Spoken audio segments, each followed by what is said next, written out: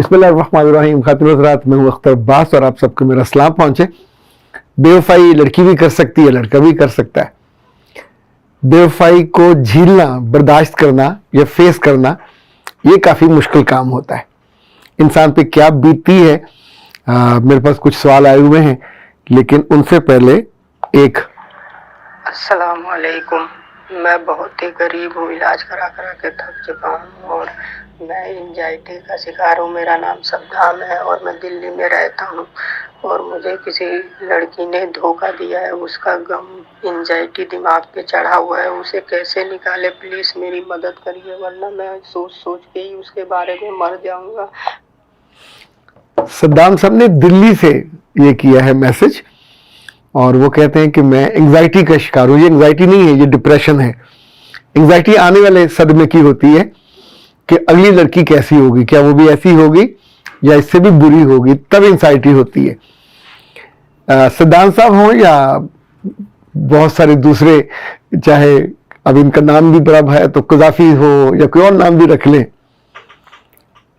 लड़कियां शिकवे तो ये करती हैं कि लड़के बेवफा होते हैं।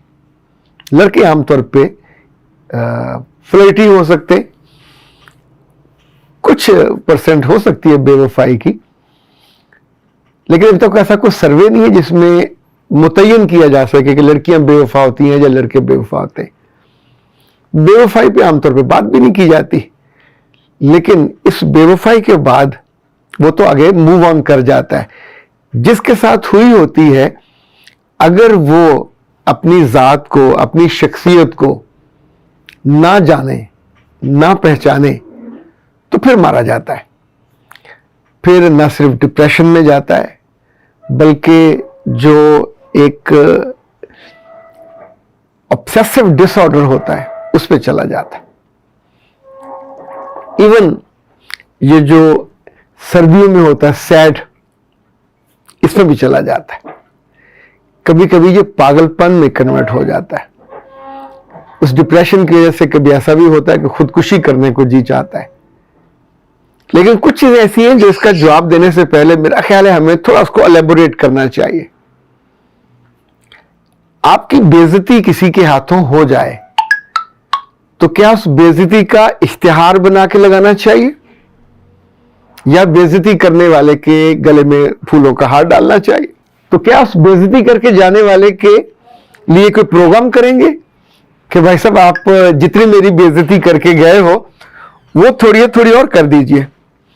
पिछले दिनों एक खातून ने लिखा कि मैं जिससे मोहब्बत करती थी, मैं बहुत सिंसियर थी, मैं बहुत मुखलिस थी, मैं मुखलिस हूं, मैं उसके बिना जी नहीं सकती, पर उसने मुझे जूते की नोक पे रखा, मुझे क्या करना चाहिए?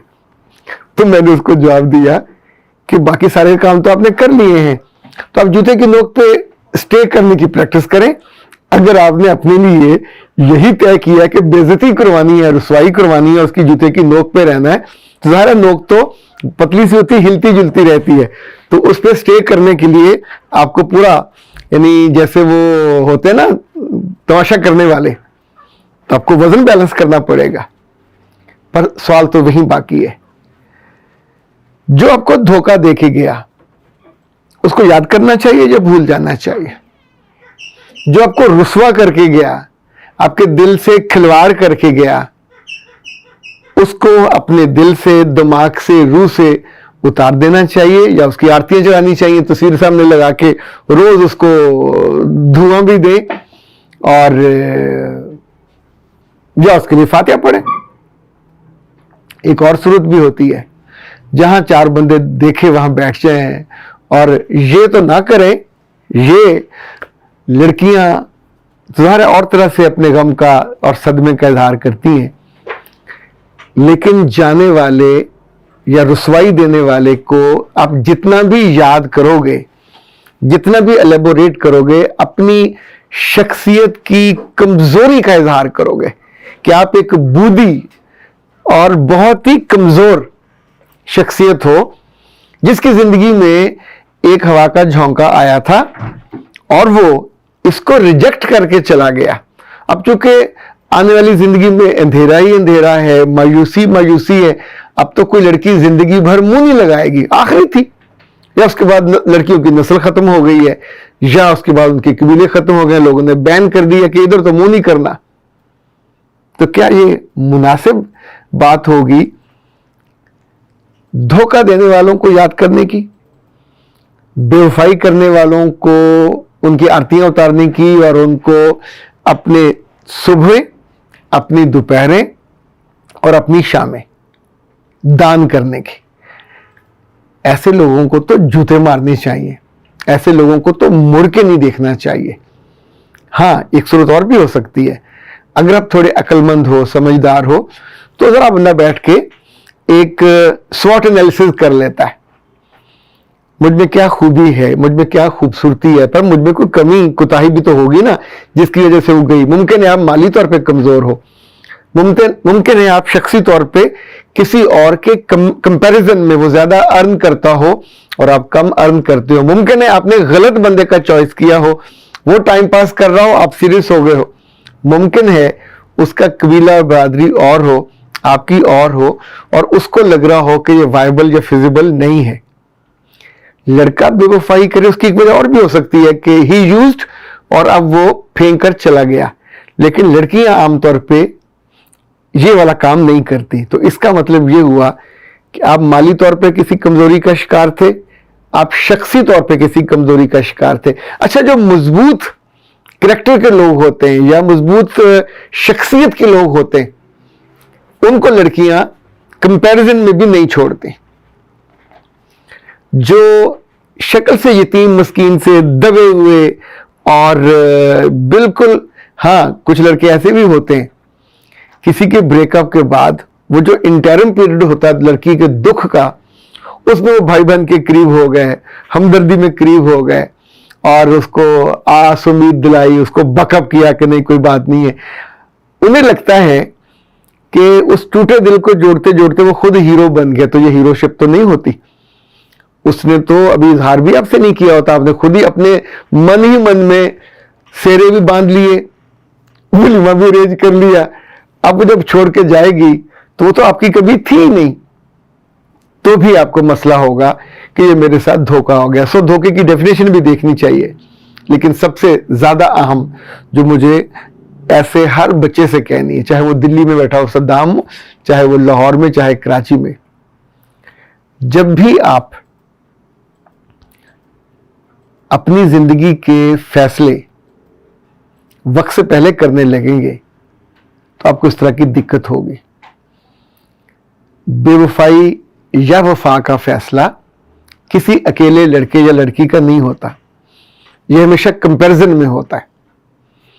कंपैरिजन फैमिली का होगा, कंपैरिजन आपकी माली हैसियत का होगा, कंपैरिजन आपकी अकल का होगा, कंपैरिजन आपकी शक्ल का होगा, कंपैरिजन आपके फ्यूचर का होगा। किसके साथ फ्यूचर ज्यादा महफूज होगा? अगर आप सिर्फ मोहब्बत करने में मसरूफ हैं, ना आपने अपनी शख्सियत पर जोर दिया, उसको बेहतर बनाया, ना अपनी तालीम को, ना अपने मुताले को, ना ही अपने हुनर को, ना ही अपने आमदनी के जराए को, तो कोई माँ बाप या इवन कोई लड़की कितनी भी कम अकल क्यों ना हो, कम सूरत क्यों ना हो, वो आपको प्रेफर नहीं करेगी, क्योंकि उसका फ्यूचर बर्बाद हो जाएगा, उसकी नस्लों का फ्यूचर बर्बाद हो जाएगा। तो ऐसे मामलों में जिसमें आप खटाक से दूसरे के चेहरे पे बेवफाई का लेबल लगा देते हैं, तो उसको याद भी करते हैं, रोते भी हैं, बीमार भी होते हैं। इसका मतलब है या तो सारा जो कसूर है वो आपकी तरफ है और अंदर से गिल्ट है, तो गिल्ट में रोते हैं, बताते तो कुछ और हैं। दूसरा ये कि आप उसका ठीक से एनालिसिस नहीं करते। जिस बंदे का दिल मजबूत हो, जिसको अपने रब पे ईमान हो, यकीन हो, और ये जानता हो कि मेरा रिस्क मेरे पीछे आएगा, रिस्क पूरा किए बिना बंदा मर नहीं सकता, इज्जत पूरी कमाए बिना मर नहीं सकते, मोहब्बत पूरी इंजॉय किए बिना मर नहीं सकते। अच्छा, मोहब्बत में ये कच्ची पक्की मोहब्बतें नहीं है, मोहब्बत में मुस्तकिल मोहब्बत, वो आपकी बीवी की भी होगी, आपके बच्चों की भी होगी, जो बीच में हमें दोस्तों से मोहब्बत मिलती है, लोगों से मोहब्बत मिलती है, वो भी इस मोहब्बत का हिस्सा है। ये भी रिस्क है, क्योंकि ये हमें खुशी भी अता करता है, शख्सियत मजबूत बनाता है। तो अच्छे लोगों और प्यारे लोगों, कमजोर शख्सियत के साथ कमजोर फैसले और किसी कमजोर सी लड़की पे जो आपके साथ निभा ना कर सके, आपकी शख्सियत जो भी जैसी है उसको तरजीह अव्वल ना बना सके, जब आपको छोड़ के चली जाए तो मत देखा करें उसकी तरफ।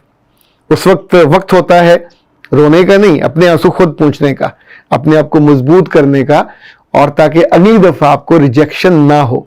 बेइज्जती को महसूस करना चाहिए। जो लोग कहते हैं ना मुझे बेइज्जती महसूस नहीं होती, वो कम अकल हैं। जब जब कोई करे आपकी बेइज्जती तो अगली दफा वो बेइज्जती नहीं करवानी चाहिए, चाहे कोई धोखा करके आपकी बेइज्जती करके जाए या रिजेक्ट करके आपको जाए। ये मरीज बनने का या इलाज करने का टाइम नहीं है, अपनी तसहीह करने का, अपना इलाज खुद करने का, अपनी मुरम्मत खुद करने का, और अपने चेहरे को और अपनी सोच को रीडिजाइन करने का, रीडिफाइन करने का वक्त होता है। अख्तर अब्बास को दीजिए इजाजत। अस्सलाम।